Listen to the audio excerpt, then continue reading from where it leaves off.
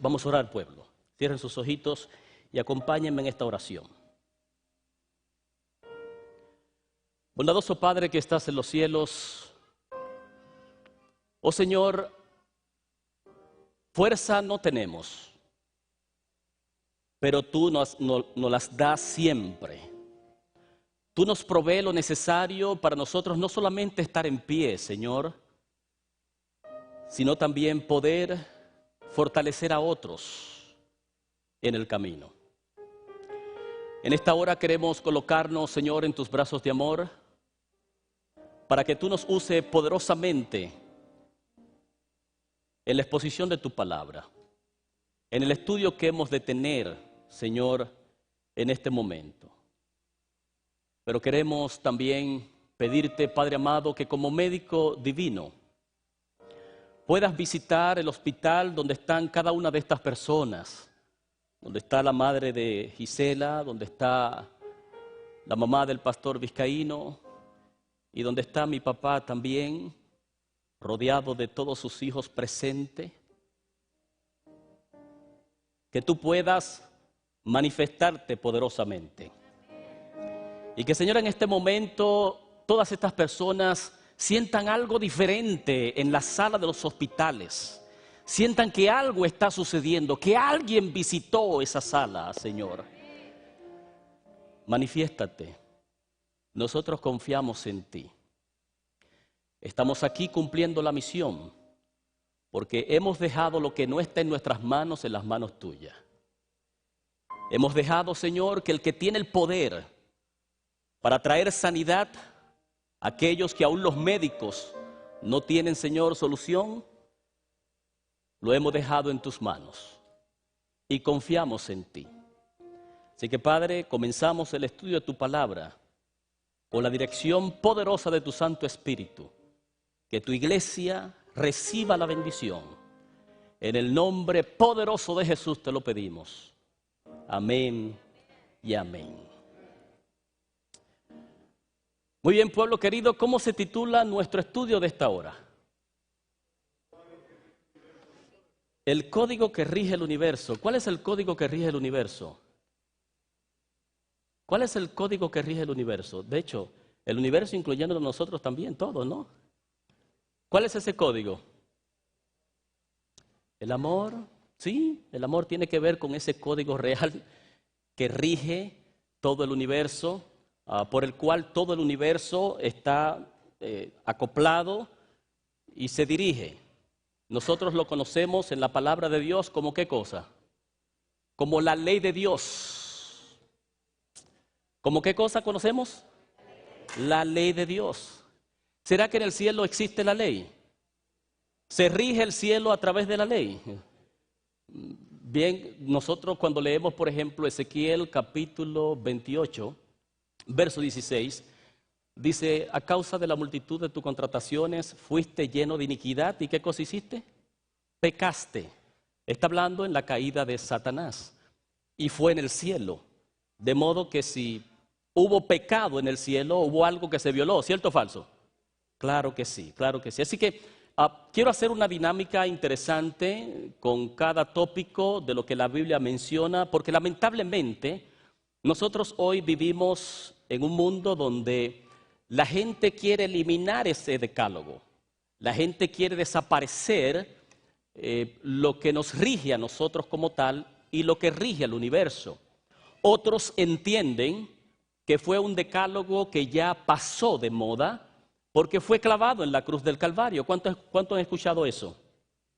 ¿No lo han escuchado? Pues qué bueno que no lo han escuchado. ¿O no entendieron la pregunta? Déjenme preguntarle nuevamente. ¿Han escuchado que la ley de Dios fue clavada en la cruz del Calvario? Ok, muy bien. Y que ya no hay que guardarla. Y que ya no se necesita cumplir la ley de Dios ni nada por el estilo. Entonces nosotros queremos hacer una dinámica muy interesante y ustedes me van a ayudar a desarrollar el tema completo, a entender el concepto por amor a muchos aquí presentes y algunas visitas que han estado tomando estudios bíblicos y las preguntas que se hacen y las cuestiones. A los que están con nosotros a través de las redes sociales también esperamos que sea de gran bendición. Así que yo quiero llamar primeramente por aquí a Carlos Weiser. que es nuestro primer participante, Carlos Weiser. Si ustedes ven lo que él tiene, puede sentarse por aquí. Le invitamos a sentarse. Gracias, Carlos, por estar con nosotros. Es uno de nuestros modelos de esta mañana. ¿Qué dice la portada que tiene? Juez, juez. Habla la Biblia de juez. Daniel capítulo 7, versículo 10. Un texto muy interesante. Usted va a navegar la Biblia conmigo un poquito para entender todos estos conceptos y poder entender lo que la Biblia enseña de principio a fin. Daniel capítulo 7, verso 10 dice, y un río de fuego procedía de él. Millares de millares le servían y millones de millones le seguían. El juez se sentó y los libros, ¿qué cosa? Fueron abiertos. ¿Habla la Biblia de juez? Sí, de hecho, cuando usted conecta ese texto de Daniel capítulo 7, verso 10, con Apocalipsis, el capítulo 20, verso 12, dice en Apocalipsis capítulo 20, verso 12, y vi a los muertos de pie ante Dios, grande y pequeño. Los libros fueron abiertos y otro libro fue abierto. ¿Cuál fue ese otro libro? El libro de la vida. Y dice la última porción del verso 12, y todos fueron juzgados por las obras que estaban escritas en esos libros. Es decir, en los libros de las memorias. Lo que dice Daniel y lo que dice Apocalipsis, número 1, Daniel dice hay un juicio, ¿cierto o falso? Claro que sí, porque el juez está, ¿cómo dice Daniel? Sentado. El juez se sentó. E inmediatamente cuando el juez se sienta, los libros se abren. Y Apocalipsis dice, en el versículo 12 del capítulo 20, que los libros que se abrieron fueron los libros de las memorias. Ahora, ¿los libros de las memorias de quiénes? ¿De los ángeles del cielo? ¿De las memorias de quiénes? De la memoria de nosotros. ¿Por qué Dios tiene que guardar libros o escribir cosas en libros en el cielo? ¿Será que Dios se olvida de las cosas que suceden y que pasan? ¿O es para el beneficio de nosotros específicamente? Claro, porque allí en los libros van a verse las obras de ¿quiénes? Las obras de nosotros. Nuestras obras están allí escritas en esos libros. Pues por lo tanto estamos claros, estamos seguros de que la Biblia habla de un juez. Amén. Sí, y no solamente habla de un juez, cuando el juez se sienta es porque la sala está en sección, es porque hay un juicio que ha comenzado. Y Apocalipsis dice, y esos libros, utilizando la misma temática de Daniel capítulo 7, verso 10, fueron abiertos, es decir, alguien lo abrió, el juez lo abrió, no se abrieron solos. De modo que el juez lo abrió y allí comienza la sección. Y dice que todos los muertos que ya no están muertos porque están de pie ante Dios, fueron juzgados por las obras que están allí escritas. Ahora yo le pregunto, ¿esas obras pueden ser buenas, pueden ser malas o pueden ser buenas y malas a la vez? ¿Pueden ser cómo? Buenas y malas. Porque si son malas, entonces se van a juzgar. Y si son buenas, también, ¿qué cosa? Se van a juzgar. Bien, ¿estamos claros con el juez? Amén. Muy bien, me gustaría llamar por aquí a la segunda persona que tenemos, a Yuri. Yuri pasa por aquí, porque la Biblia no solamente habla de juez, sino que también habla de ¿qué cosa? De abogado, de abogado. Primera de Juan, capítulo 2, verso 1 dice, hijitos míos, estas cosas os escribo ¿para qué? ¿Cuáles fueron esas cosas que escribió? Para que no pequéis. Lo que está allí en la palabra del Señor. Déjenme abrir la palabra de Dios, porque estamos hablando de ella. Amén. Ella es la que está hablando. Estas cosas os escribo para que no pequéis, dice el apóstol Juan. Pero si alguno hubiere pecado, abogado tenemos para con el Padre. ¿Quién es el abogado? Dice Juan. Jesucristo el justo. ¿Por qué Cristo es el abogado? Él es el defensor. ¿Por qué defiende? Bueno, número 1, tenemos un juez aquí. El juez está encargado de hacer que la ley se cumpla, ¿cierto o falso? Sí, sí, y es el que dictamina la sentencia, da el veredicto final, sea inocente o sea culpable, pero el juez va a dictaminar eso. Pero aquí tenemos el abogado, que según Juan, dice él, que defiende, está allí, si algún hermano hubiere pecado, dice Juan, abogado tenemos para con el Padre, a Jesucristo. Él nos defiende. ¿Por qué Jesús llega a ser nuestro abogado? Bueno, porque según Juan, capítulo 1, verso 1, Él era Dios, ¿sí o no? En el principio era el verbo era con Dios y el verbo era.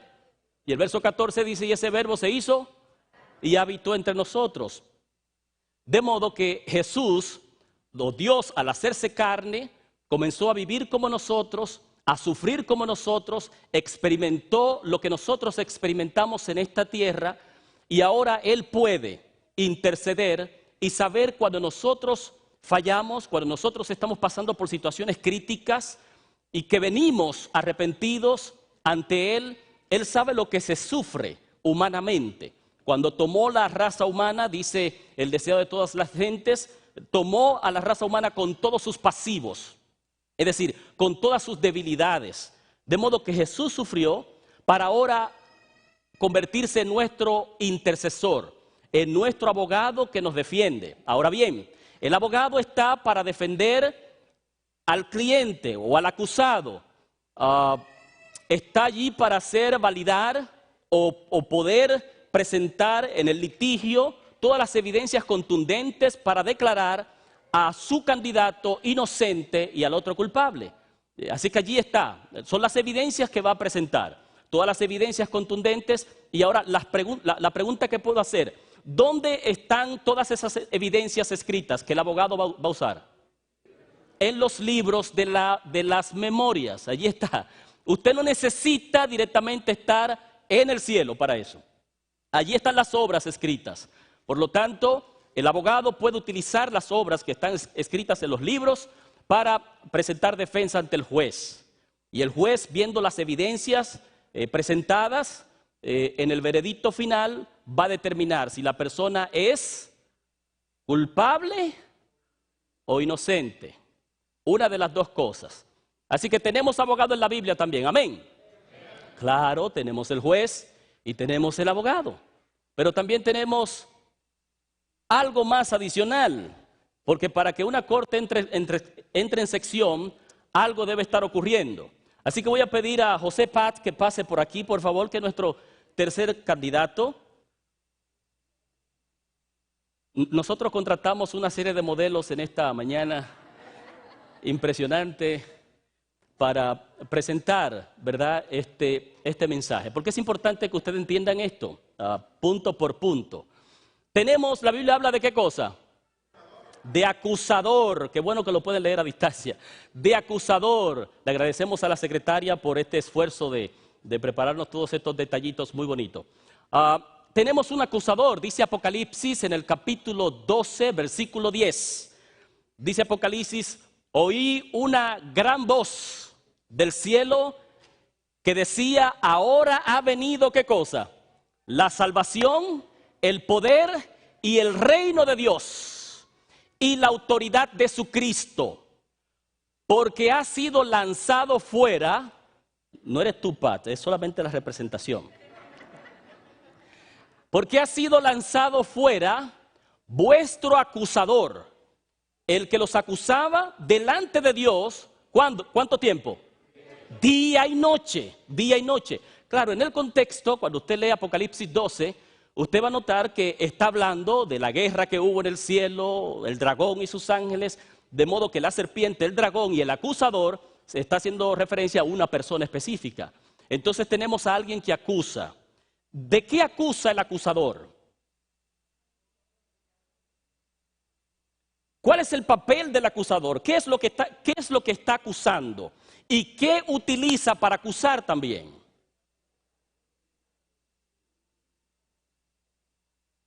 El acusador está aquí acusando. No puede. ¿Recuerda la guerra que hubo en Judas 9? El acusador estaba allí reclamando el cuerpo de Moisés. Y dice, no se puede salvar. No te lo puede llevar al cielo. El arcángel Miguel vino a resucitarlo. Pero el acusador dijo, no te lo puedes llevar. porque él pecó. ¿Recuerdan cuando Moisés golpeó la piedra y en vez de hablarle, él reclamaba el cuerpo de Moisés como de él? Porque para él había muerto en pecado, había muerto violando la ley de Dios, había muerto sin arrepentirse y por lo tanto lo reclamaba para él. Decía, no, no, no, ese es mío. Pero se le había olvidado al acusador que Moisés había arreglado su cuenta con Dios antes de morir en el monte Nebo. Ese amén no estuvo muy convincente, pero ojalá que todos podamos arreglar nuestras vidas antes de morir en el monte Nebo. Porque esa es la seguridad de que el arcángel va a venir a reclamar.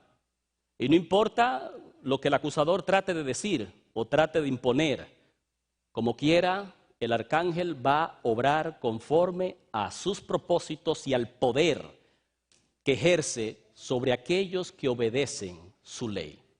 Amén, pueblo. Entonces, no solamente la Biblia habla de acusador, también habla de, y también habla de. Ahora, estos tres necesitan un lugar para poder llevar a cabo su juicio, ¿cierto o falso? Sí, sí, porque no lo hacen en la calle. ¿Cómo le llamamos a ese lugar donde estos tres representantes de poder jurídicos y de situaciones jurídicas van al litigio? ¿Cómo se le llama eso? Corte o tribunal. Interesante. El apóstol San Pablo dice en 2 de Corintios capítulo 5, verso 10. Dice el apóstol San Pablo, porque es menester, otras versiones dicen, porque es necesario que todos comparezcamos ante ¿dónde? Ante el tribunal de Cristo. Para que cada quien reciba conforme a lo que hizo mientras estaba ¿dónde? En el cuerpo, sea bueno o sea malo. Entonces, aquí tenemos el acusador, el abogado y también tenemos al juez. Pero estos tres están en una corte y ante esa corte van a llegar todos aquellos a quienes el acusador está acusando y dice no pueden. Eso no pueden pasar, eso no pueden resucitar, eso no pueden pasar por allí. Allí está el acusador, en la corte. Y lo interesante es que el apóstol San Pablo cuando dice eso, déjeme clarificar esto un poco, pueblo querido, para quizás eliminar las confusiones que tenemos en la mente. Cuando Pablo dice, porque es menester o es necesario que todos comparezcamos ante el tribunal de Cristo, no está hablando que usted de aquí va a ir al cielo y que allí usted va a estar ante el tribunal. No, no, no. Porque ¿dónde están las obras, dijimos? En los libros, en los libros. De hecho, cuando usted lee en Apocalipsis capítulo 22, verso 11 en adelante, dice, yo vengo pronto y para recompensar a cada uno según. Si Jesús dice en Apocalipsis capítulo 22, verso 11, yo vengo pronto y mi galardón conmigo para recompensar a cada uno según sus obras, eso indica que ya, si viene a dar la recompensa, ya el juicio ha pasado, ¿cierto o falso? Ya pasó. Entonces no es un elemento que nosotros vamos a esperar a estar presencialmente ante el juicio para ser juzgado. No, no.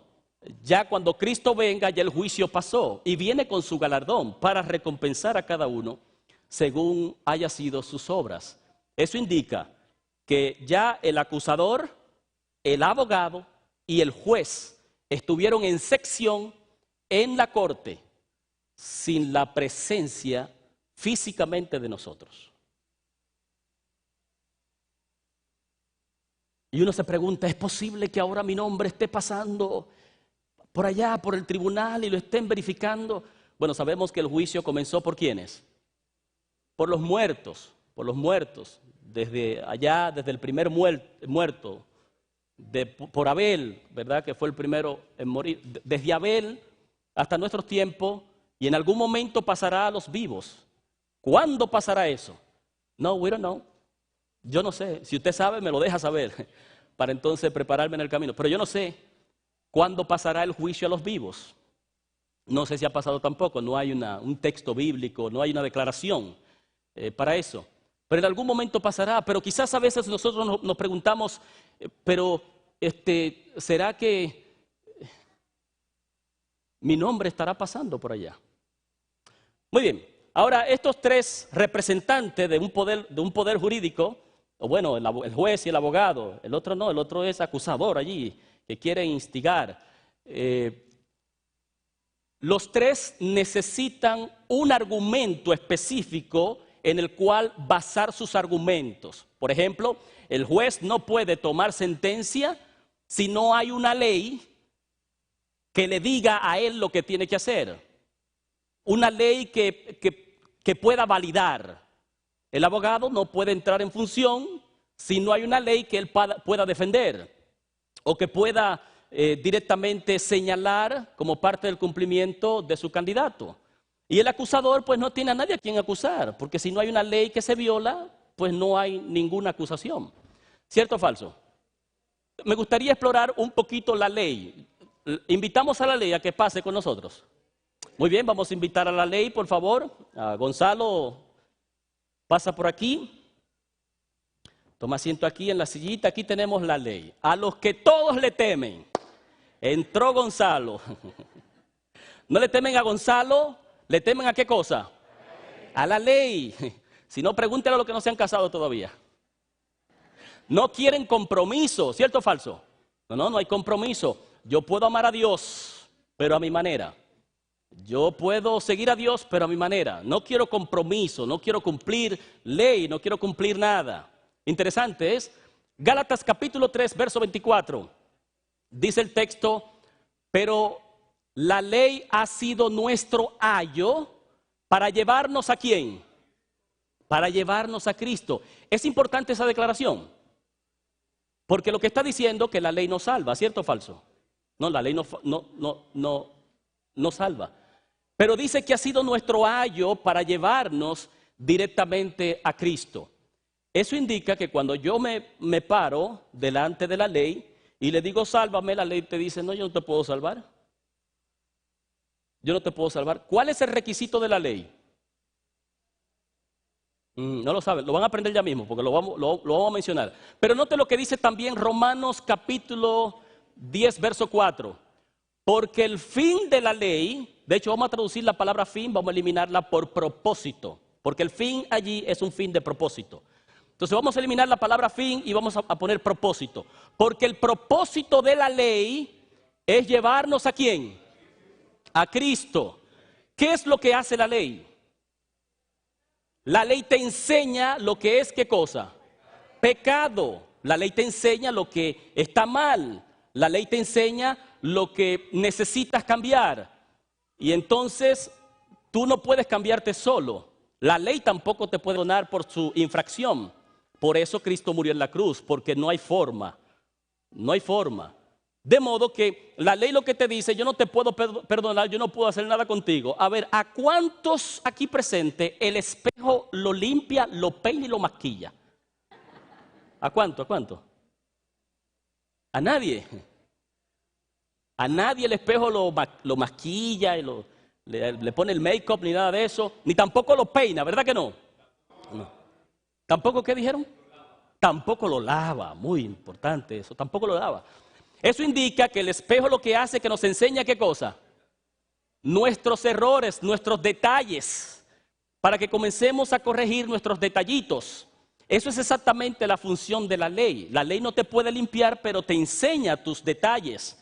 Y esos detalles, solamente una persona lo puede limpiar. ¿Quién es esa persona? Solamente, nadie más. De modo que la Biblia habla de la ley de Dios. De hecho, cuando leemos en Santiago capítulo 2, verso 10, dice que usted puede tratar de cumplir todo, pero si ofende en uno de ellos, ¿se hace culpable de cuánto? De todo el decálogo, de todos los mandamientos. Y ellos están haciendo alusión a los mandamientos, a la ley de Dios, de Éxodo capítulo 20 y de Deuteronomio que se repite en el capítulo 5, la segunda vez cuando la ley se da. Está haciendo énfasis allí, a la ley de Dios. Entonces, ¿estamos claros con la ley? Amén. Muy bien, la función de la ley. La ley no te salva, pero te enseña tu error. La ley no te cambia nada, pero te enseña a caminar derecho. Y te lleva a la persona que te va a ayudar en ese proceso. ¿Ves? Porque por eso Pablo dice que es nuestro ayo, en Gálatas 3:24 es nuestro ayo para llevarnos a Cristo, y Romanos 10:4 es el propósito de la ley, llevarnos a Cristo, porque en Él nosotros encontramos salvación. Entonces estamos claros, pueblo querido, de que la Biblia nos habla de juez, amén.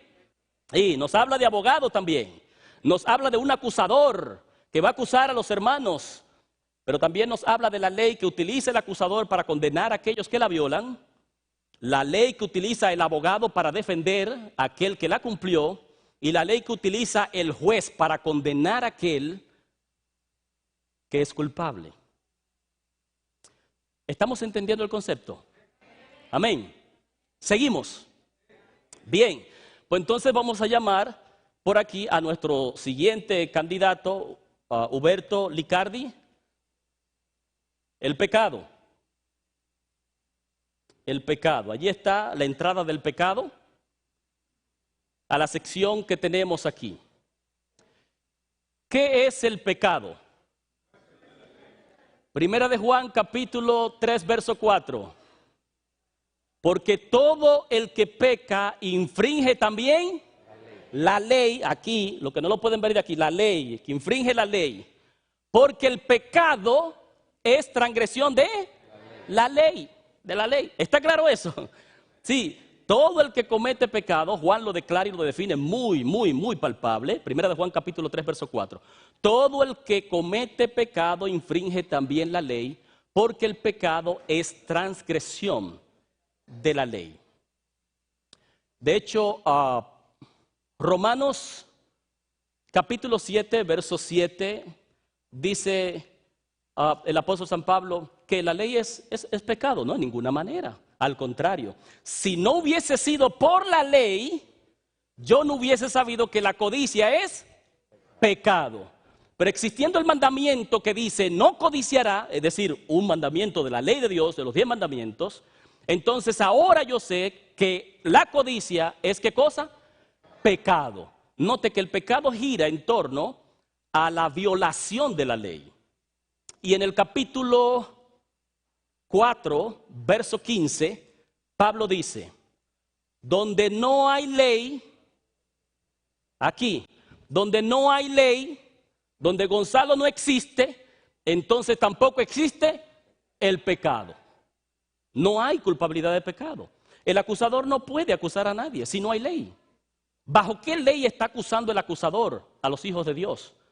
No puede. ¿Por qué? Porque no hay ley. Entonces Pablo dice, bueno, está bien, no hay ley. Vamos a eliminar la ley. Porque si la ley no existe, entonces no debe haber pecado. Porque la definición del pecado es la transgresión de esta ley. Y la ley a la cual está haciendo referencia, ¿a cuál ley es? ¿A la que nosotros nos inventamos aquí en la tierra o a la ley del decálogo de los 10 mandamientos dado en el monte Sinaí? Aunque en el monte Sinaí se dieron muchas leyes, ¿no? Pero estamos hablando de la ley moral, la que rige directamente el universo completo. Y de hecho, interesante, ¿no? Que Satanás violó la ley porque por eso se describe que pecó. Si no hubiese existido esa ley en el cielo, pues entonces, ¿cómo se define el pecado de Satanás? Si se define el pecado de Satanás en Ezequiel capítulo 28, verso 16, que a causa de la multitud de tus contrataciones fuiste lleno de iniquidad y pecaste. Entonces, pecado, dice Primera de Juan, es transgresión de la ley. Pues entonces Satanás violó la ley en el cielo. La ley no fue dada en Éxodo capítulo 20 en el monte Sinaí. Ya existía, es eterna. Y de hecho, cuando usted lee la narración en Génesis, desde el principio usted va a notar que Adán y Eva violaron los 10 mandamientos antes de comer del fruto. O bueno, parte de comer del fruto incluye también la violación, ¿no? Porque dice la Biblia que ellos codiciaron, ¿cierto o falso? Codiciaron. ¿Es pecado la codicia? Se fueron en pos de otros dioses porque querían ser Dios, ¿cierto o falso? Sí, se fueron en pos de otros dioses. Mintieron. Eva dijo, no, Dios dijo, no toque. Dios nunca dijo eso. En la conversación de Eva con Satanás, con la serpiente, Satanás le dice en la figura de la serpiente, con que Dios os ha dicho no comáis de todo árbol del huerto. Y Eva dijo, no, sí podemos comer, pero de este, dijo Dios, ni le toque porque si no va a morir. Dios nunca dijo eso. Lea el texto y Dios nunca dijo eso. Así que exageró la prohibición de Dios para tratar de hacerla más segura. Así que usted va a notar que se fue en pos de otros dioses, mintió, codició, robó, porque el fruto del árbol del conocimiento del bien y del mal no le correspondía, ¿cierto o falso? No, Dios le dio todo árbol del huerto, incluyendo el árbol de la vida, pero nunca le dio el árbol del conocimiento del bien y del mal. Por eso no trate usted de comer lo que Dios no ha dado para comida, ¿ok?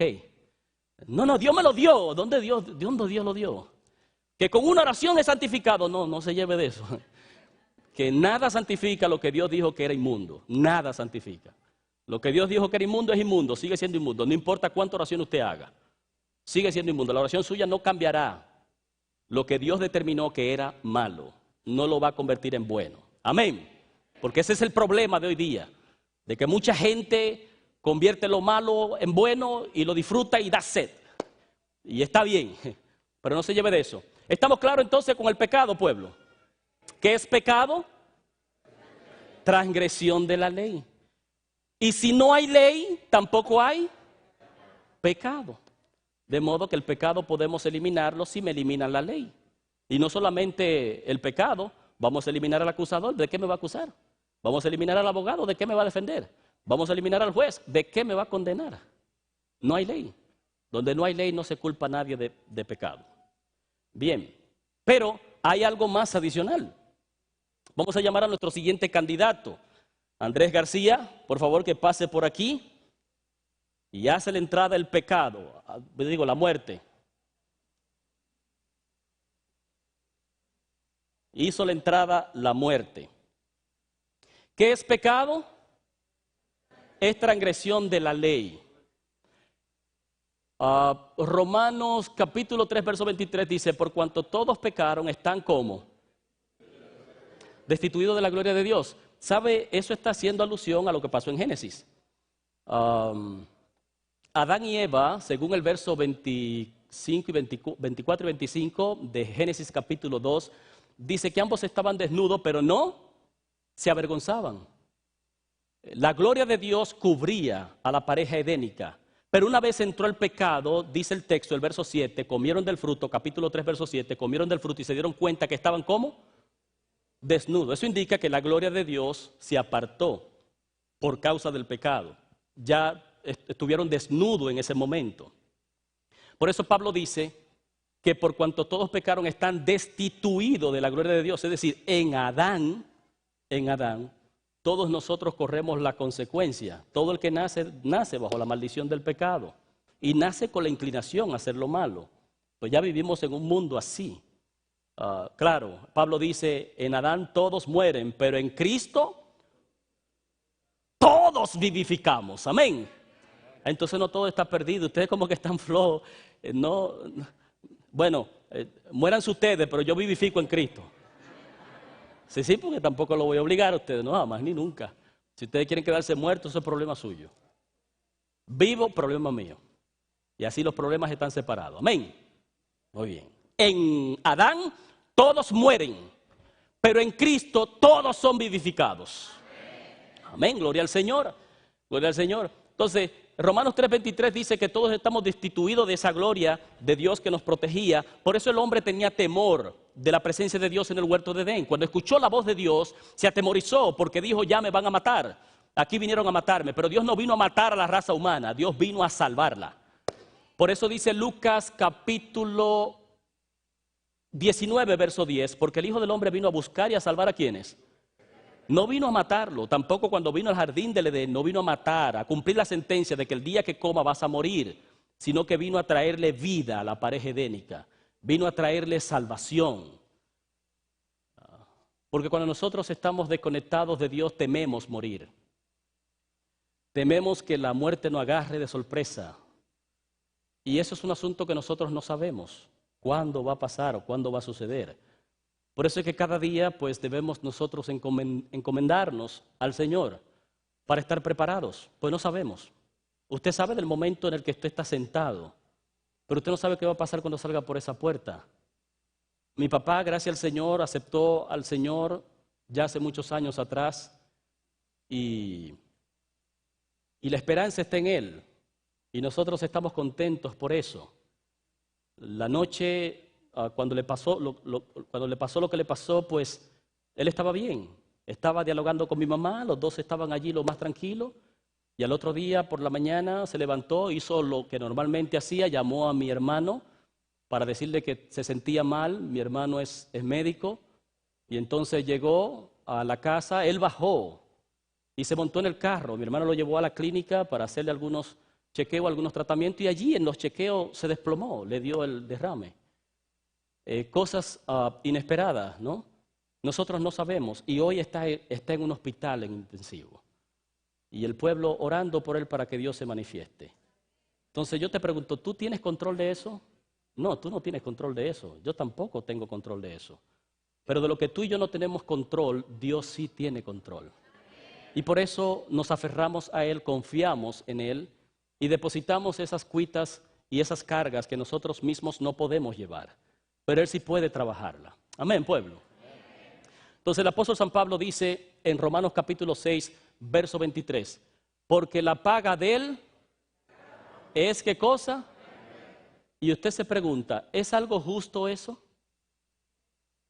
De hecho, el texto no termina así, termina diciendo, más el regalo de Dios o la dádiva de Dios es ¿qué cosa? Vida eterna en Cristo Jesús. Ahora yo le pregunto a ustedes,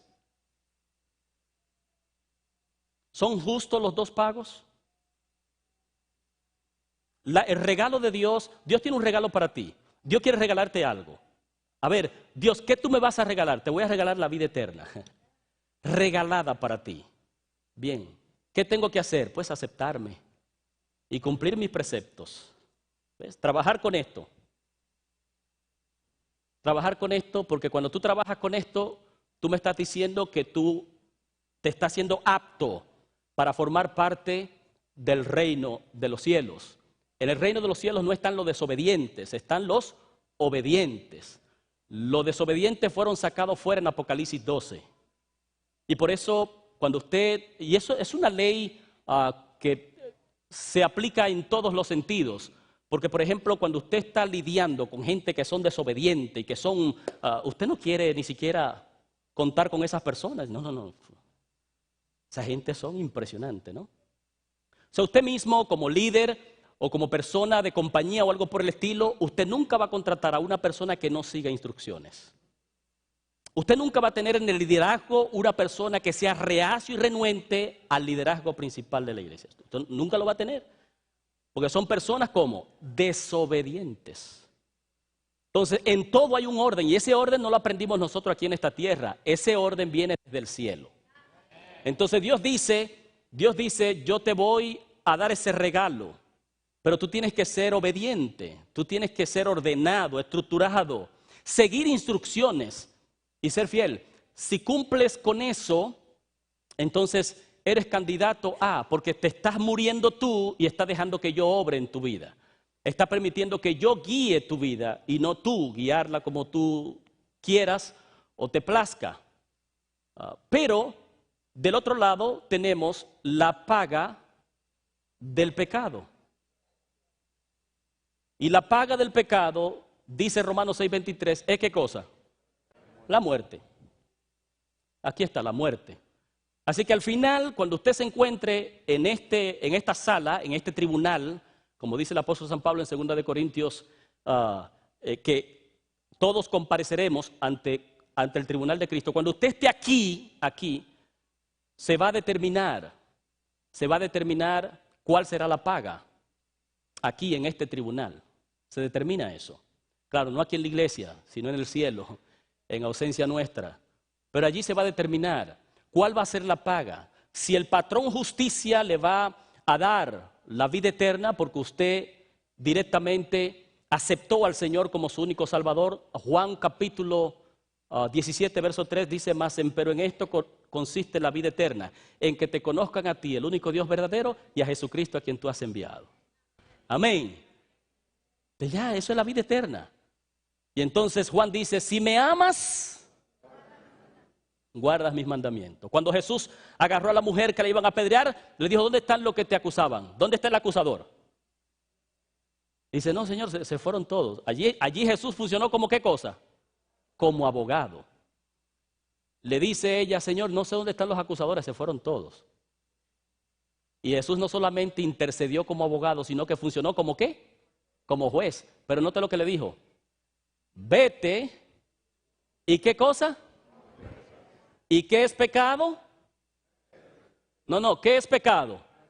Transgresión de la ley. En pocas palabras, lo que Jesús le está diciendo, vete y no violes más la ley. ¿Estamos claros en eso? De hecho, en Romanos capítulo 5, verso 12 dice, así como el pecado entró a este mundo por un hombre, así también la muerte entró por el pecado. Y la muerte pasó ¿a cuántos? A todos los hombres.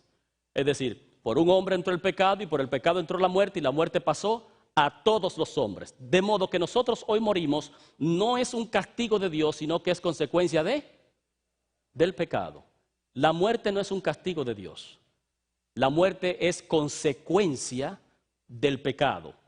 El pecado es la violación de la ley de Dios. Y la ley de Dios es el código moral que rige todo el universo. De hecho, si nosotros somos fieles a la ley de Dios, déjeme sacarnos nosotros como iglesia. Si el mundo fuese fiel a la ley de Dios, no tendríamos delincuentes, no tendríamos homicidas, no tendríamos nada de eso, ¿cierto o falso?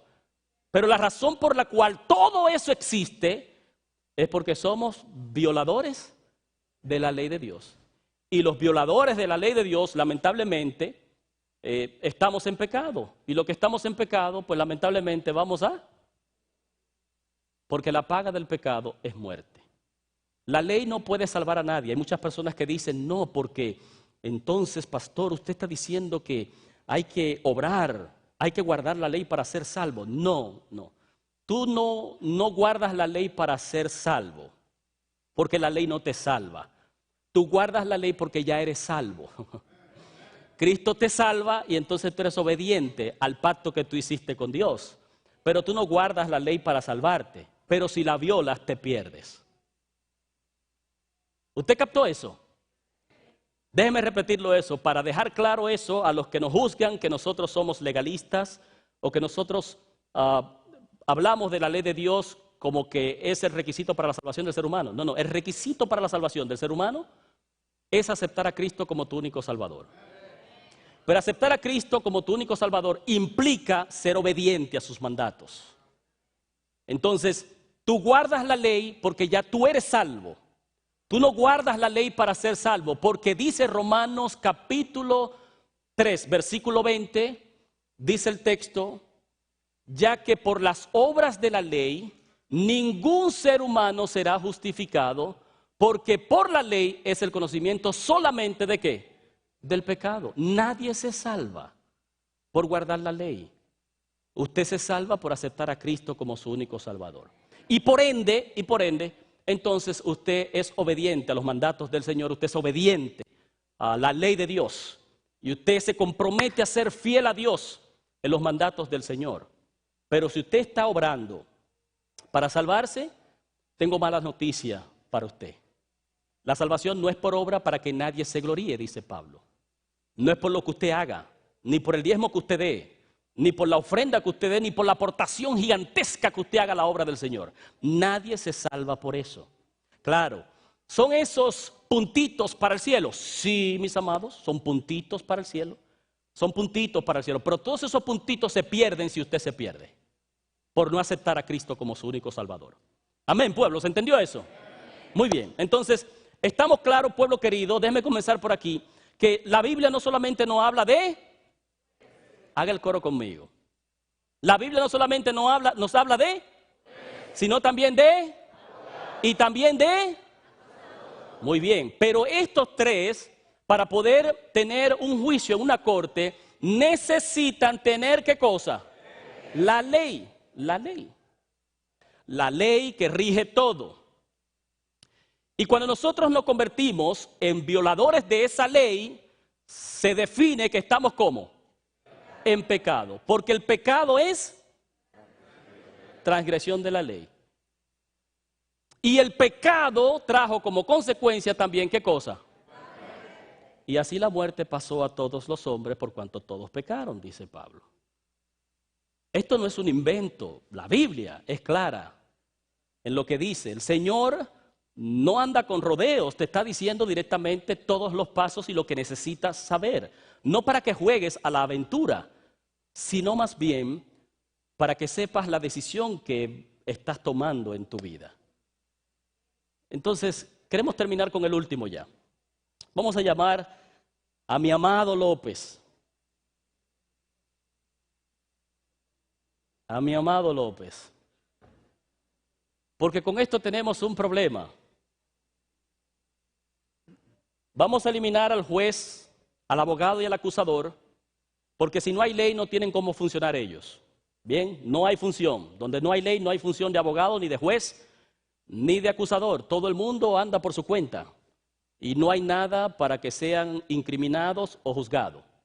Bien, pero si eliminamos la ley, también tenemos que eliminar ¿a qué cosa? El pecado. Porque el pecado es transgresión de la ley.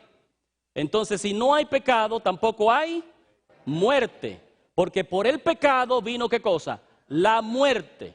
Y si no hay muerte, entonces eso indica que somos ¿cómo? Inmortales. Ese fue el engaño de Satanás al principio. Oh, no moriréis, sino que seréis abiertos vuestros ojos. El apóstol San Pablo dice en 1 Timoteo que esa es una doctrina de demonio. Tratar de enseñarle al hombre que no va a morir. Tratar de enseñarle al hombre que no hay muerte. Y con eso tenemos problemas porque 1 Timoteo en el capítulo 6, verso 16, dice que el único que tiene inmortalidad es Dios, que habita en una luz inaccesible, que nadie ha visto ni puede ver jamás. El único inmortal es Dios. Por eso Dios, que no muere, que no está sujeto a la muerte, ni al pecado, ni a nada de esto, solamente a su propia ley, ese Dios tuvo que hacerse carne para poder morir en la cruz del Calvario, porque Dios no muere, Dios es inmortal.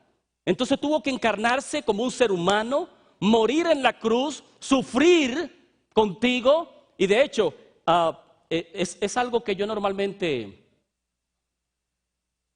usaba hacer y uso también todavía. Cuando yo hago algo y le pido a alguien que lo haga, que me dice que no puede, yo digo, pero ya yo lo hice. O sea, ¿por qué no puedes hacerlo si yo lo hice? Jesús pasó todo el proceso y lo hizo. Eso indica que nosotros también podemos hacerlo. Lo hizo sin ninguna ventaja, no usó ninguna ventaja en lo absoluto. Porque usted puede decir, bueno, Jesús se hizo carne. De hecho, la Biblia dice en Gálatas 4:4 que venido el cumplimiento del tiempo, Dios envió a su Hijo, nacido de mujer y nacido bajo la ley. ¿Bajo qué ley? La ley de que tiene que ser obediente, la ley de que debe morir. Todo el que nace sabe que ha de morir en algún momento. Porque esa es la condenación del pecado. Así que Jesús nació bajo esa ley. Y dice el apóstol San Pablo en Filipenses capítulo 2, versos 5 al 7, que Cristo no escatimó el ser igual a Dios como cosa que aferrarse, sino que se despojó, escuche bien, se despojó, tomando forma, la palabra forma en griego es morfé, tomando morfé de Dios, siendo en forma de Dios, siendo en morfé de Dios, tomó morfé de siervo. ¿Cuánto morfé de Dios tenía Cristo? ¿Era Cristo todopoderoso? ¿Era Cristo omnisapiente, omnipresente? ¿Era Cristo... ¿Qué límite tenía Cristo como Dios? No había limitación.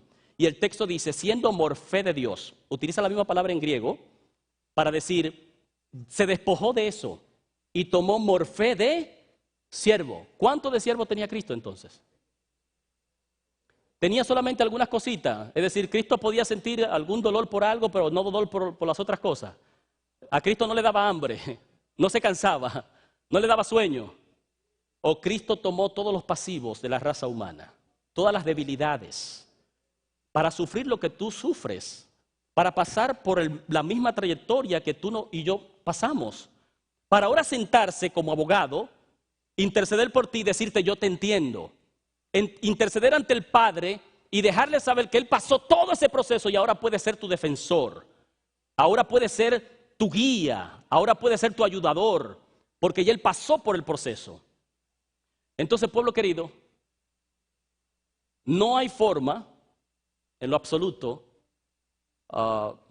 de nosotros no poder hacer lo mismo. Ya Él lo hizo. Y esa fue la razón por la cual, o una de las razones, porque hay como 20 razones por la cual Cristo se encarnó, pero una de ellas principal era para morir, porque Dios no muere. El único que tiene inmortalidad es ¿quién? Es Dios. Y si nosotros decimos que no hay ley, entonces tampoco hay. Y si no hay pecado, tampoco hay. Y si no hay muerte, eso indica que usted es. Pero lamentablemente usted muere. La raza humana muere. De modo que aún la evidencia de hoy le puede decir que el diablo mintió al principio, al decir que el hombre no iba a morir, que el hombre iba a ser como Dios, conocedor del bien y el mal. El único que tiene inmortalidad es Dios. Todos los demás somos criaturas que nuestras vidas están en las manos del Señor, en las manos del Dios Todopoderoso, el que quiere guiarnos, el que quiere capacitarnos, el que quiere instruirnos y el que quiere al final de la jornada, cuando llegue este momento preciso, decirnos a cada uno de nosotros: buen siervo fiel. Sobre poco has sido fiel, sobre mucho te pondré. Entra en el gozo de tu Señor. Amén. ¿Cuántos quisieran que el Señor le diga esas palabras maravillosas? Oh, sí, pueblo querido, porque déjenme cerrar con esta parte. Llegará el momento específico donde el tribunal estará pasando tu nombre. Donde el tribunal, de hecho, el acusador es bien astuto. ¿Recuerdan cuando a Pedro o Jesús le dijo a Pedro: Simón, el diablo te me ha pedido para zarandearte, pero yo he orado por ti para que tu fe no falle? En algún momento el acusador te va a agarrar, de alguna forma. ¿De cuál forma? No sé. Pero el acusador va a pedir tu nombre, porque va a querer probar si es verdad que tú estás en esto o no. Si tú estás en serio en esto o no. Si tú estás simplemente allantando y aparentando y quizás entreteniéndote. Pues el acusador va a pedir ese nombre en algún momento. Pero Jesús nos dice: ya he orado por ustedes para que cuando llegue el momento de crisis, cuando llegue el momento de situaciones terribles, para cuando llegue el momento difícil, nuestra fe no falle. Que a pesar de podamos seguir confiando en el Dios Todopoderoso. Amén, pueblo querido. ¿Entendieron el mensaje de hoy? Quise hacerlo un poquito ilustrado, porque yo sé que hasta los niños lo van a entender de esa forma. Y no hay ningún tipo de dudas en lo absoluto en que la ley de Dios es el código que rige el universo y es por la cual todos nosotros seremos juzgados. Todos nosotros seremos juzgados por ese decálogo. No se lleve del cuento que fue clavada en la cruz, porque si fue clavada en la cruz, ya toda la dinámica que hicimos desaparece de la Biblia. Pero la Biblia habla de todos esos elementos que compone un juicio, que compone una corte, que componen sentencia y recompensa para los buenos y para los malos. ¿Cuántos quisieran escuchar estas palabras maravillosas del Señor Jesús? Buen siervo fiel, sobre poco has sido fiel, sobre mucho te pondré, entra en el gozo del Señor. ¿Cuántos quieren escuchar eso? Puedes colocarte en pie, quiero tener una oración contigo. Gracias a todos los que han participado, el elenco que participaron conmigo en esta mañana, para presentar la palabra del Señor. Gracias a los que están con nosotros a través de las redes sociales. Lo que hemos presentado es decisión nuestra, poder trabajar eso en nuestras vidas, internalizarlo y dejar que Dios obre como Él sabe obrar. Oramos. Padre bondadoso, Padre querido, Señor, hemos escuchado bastantes comentarios acerca de tu ley, acerca de que ya no hay que guardarla, acerca de que ya desapareció, que fue clavada en la cruz del Calvario. Pero hoy, Padre querido, hemos visto a través de tu palabra, no del pensamiento de ninguno de los participantes en esta hora, ni tampoco la idea personal del pastor, sino lo que tu palabra dice, Señor, lo que tú nos has enseñado en tu palabra, de que tu ley es perfecta, de que tu ley nos enseña a nosotros a ver nuestros errores y poder acercarnos a ti. Tómanos en tus brazos de amor, Padre querido, y ayúdanos a hacer de nosotros esas promesas maravillosas que están allí escritas para todos aquellos que cumplen tu palabra. Bendice a tu iglesia presente. Bendice también a los que están con nosotros a través de las redes sociales. Y ayúdanos, Señor, en aquel día maravilloso, poder también expresar las palabras del profeta Isaías. He aquí nuestro Dios, le hemos esperado y Él nos salvará. Gracias, Señor. En el nombre de Jesús. Amén y amén. Que Dios me los bendiga, pueblo querido, y que tengan un resto de sábado feliz.